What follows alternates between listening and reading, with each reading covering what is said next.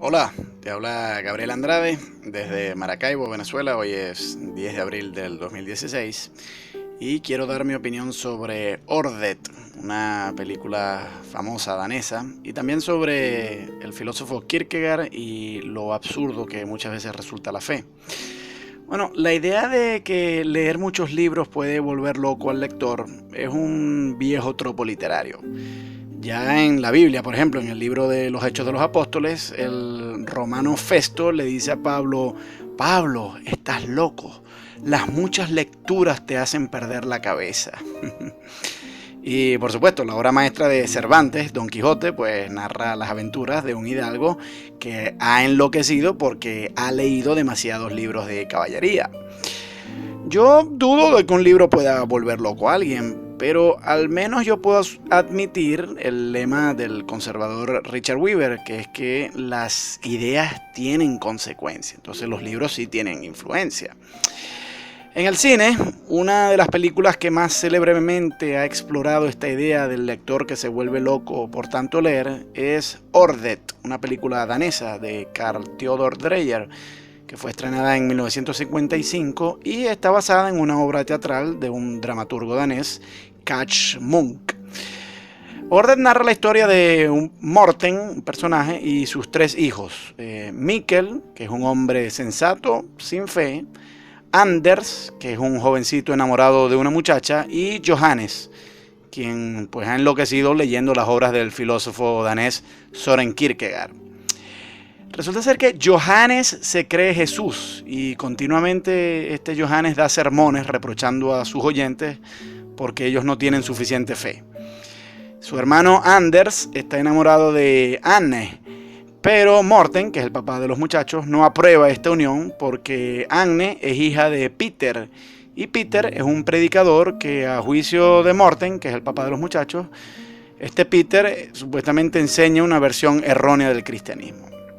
No obstante, cuando Morten se entera de que Peter también desaprueba de la unión entre los hijos, porque él también considera que Morten no profesa la verdadera fe, pues entonces ahora resulta que Morten se empeña en que sí se logre la unión, en buena medida como una forma de oponerse a su rival en asuntos religiosos. Y bueno, en esto la película explora genialmente lo absurdo que puede resultar el concepto del honor. Inger, que es la esposa de Mikkel, el personaje que no tiene fe, pues Inger muere dando a luz. Todos están naturalmente muy tristes por esto, pero lo asumen con resignación. Nadie cree que pueda venir un milagro, ni siquiera esto lo cree el cura del pueblo, quien además discute con un médico racionalista sobre la posibilidad de los milagros, pero convenientemente acepta que hoy ya los milagros no ocurren. No obstante, incluso en el momento más inoportuno, que es en el funeral de Inger, aparece Johannes, que es el que se cree Jesucristo, y él sigue reprochando a los demás su falta de fe. La única persona que aparentemente aún tiene esperanzas de que Inger regrese a la vida a través de un milagro es su pequeña hija, la hija de Inger. Y entonces, conmovido por la fe de la pequeña, pues Johannes realiza un milagro, y a través de este milagro Inger vuelve a la vida. En la película hay mención de Kierkegaard solamente una vez, pero la verdad es que toda la película está guiada por la filosofía de Kierkegaard. La idea central de la filosofía de Kierkegaard es que para poder vivir auténticamente, el hombre debe decidirse a abrazar la fe en Dios, incluso si eso implica hacer cosas absurdas. Hacia el final de su vida, Kierkegaard también dedicó varios de sus escritos, a criticar la institucionalidad del cristianismo en Dinamarca. Y esta película, Ordet, pues expresa nítidamente esta idea. La película manifiesta una crítica en contra del sectarismo de cristianismos rivales, el de Morten y el de Peter, y más bien promueve una fe sencilla pero genuina, que es la representada por Johannes y la niña. Nadie espera que Inger vuelva a la vida y todos consideran que Johannes está loco. Pero la moraleja de la película es que la fe sí mueve montañas. El creer una cosa tan absurda como que un estudiante danés sea Cristo y que es posible el milagro de resucitar a una mujer, pues aparentemente al final sí valen la pena. Esta película Ordet ha sido elogiada por todos los entendidos de la historia del cine y sin duda es profundamente emotiva, a mí me gustó. Cinematográficamente es una obra maestra. Pero la verdad es que su mensaje filosófico a mí me parece muy reprochable, por los mismos motivos en que yo reprocho la filosofía de Kierkegaard. El libro más famoso de Kierkegaard, que es Temor y Temblor, es una exploración de la psicología de Abraham, el personaje bíblico, cuando supuestamente Dios le ordenó sacrificar a su hijo querido Isaac. Esa historia está ahí en el libro de Génesis. Kierkegaard presenta a Abraham como un héroe, como un caballero de la fe, que para vivir auténticamente está dispuesto a hacer una cosa absurda.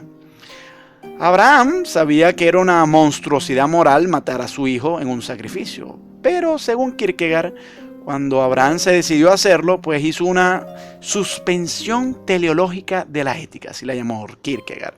Es decir, Abraham dejó de lado la ética a favor de algo más grande, que es la fe en Dios. Bueno, Ordet propone algo parecido. Hay que tener fe en Dios y a veces eso implica hacer cosas absurdas.